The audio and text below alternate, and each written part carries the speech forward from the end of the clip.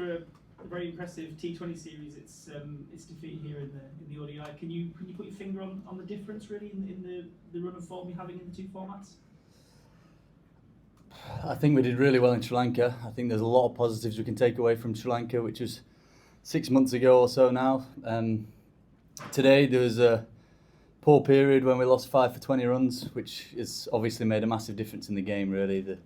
I think the pitch changed a little bit from the first innings to second innings, which made it easier for them to chase down what we thought at the halfway line was a decent score.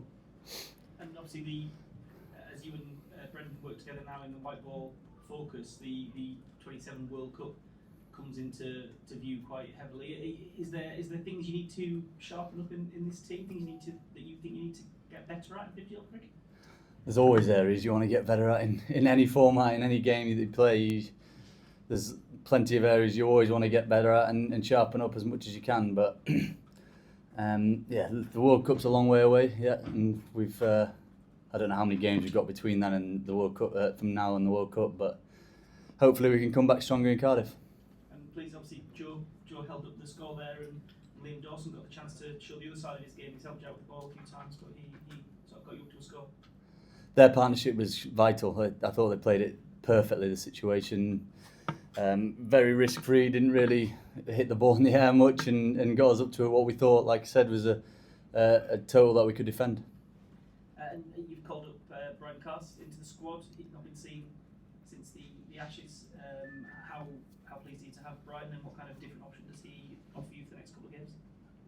He's been a very good bowler in all formats for England. He's aggressive. He wears his heart on his sleeve. He's always comes back for more and never drops his pace. He's always there and thereabouts. He's run through a brick wall for you. So it's awesome to have him back, and he's up for selection for the rest of the series. Is he an alternate for Jofra and for Josh, or is he someone who can help you shift the balance of your team and look at something different?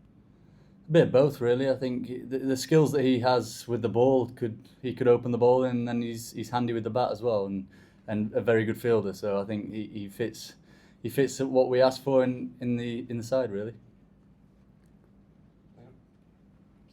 Stephen, Harry, I appreciate you just played a one-day international, but can I ask you your reaction to Brendon losing his job as Test coach?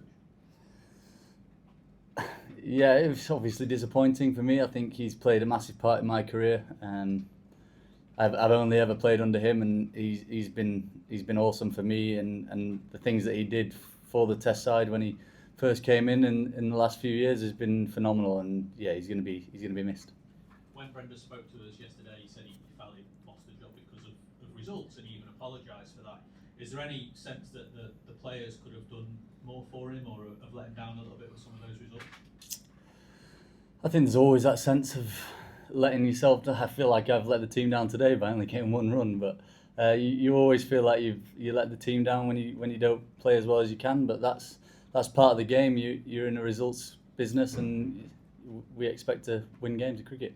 You've spoken to us before about the Test vacancy, and how you said you'd feel honoured if you were asked to do that job, and that you felt that the job is possible to do across all three formats. But the weekend, Richard Gill said he thought the direction of travel would be to split the captaincy. Have you got a preference? I had no idea that he said that. It's not up to me to make that decision. Whatever decision they make, I'll be fully behind them. If there is a decision to split the captaincy, would you have a preference to continue to work with Brendon rather than a new Test coach? Well, that's the same answer, really. It's up to them to decide who they want to be captain, and I'm enjoying my role as white ball captain at the minute. I think we're heading in the right direction, and what will be. And like I said, it's not for me to make that decision. Any other questions? Go up the back, then here.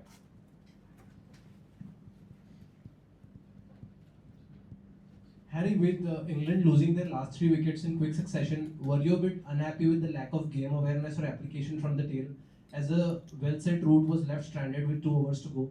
I mean, those extra 25 runs could have come in handy.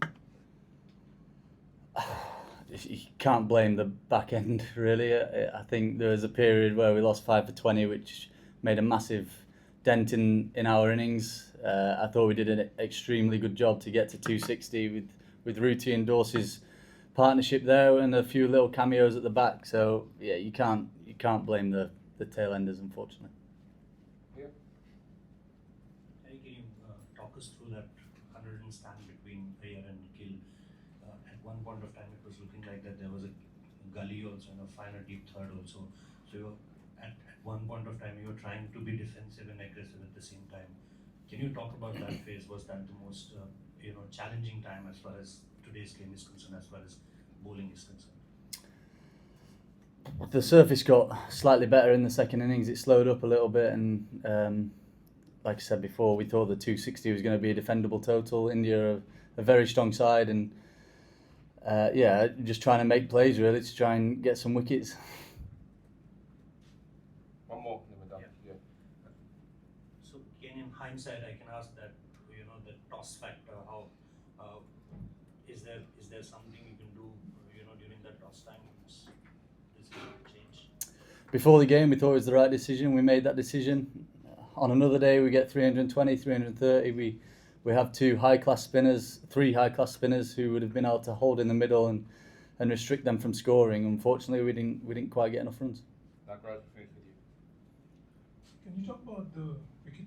You lost your wicket to Bumrah. Just was 79.1 on TV for us, but clearly it's not that easy to face in normal circumstances also. But can you talk about the delivery and what was the surprise thing about it? He's a very good bowler. He got it to bounce a little bit, and nicked it to slip. Cool, thanks guys. Thank you.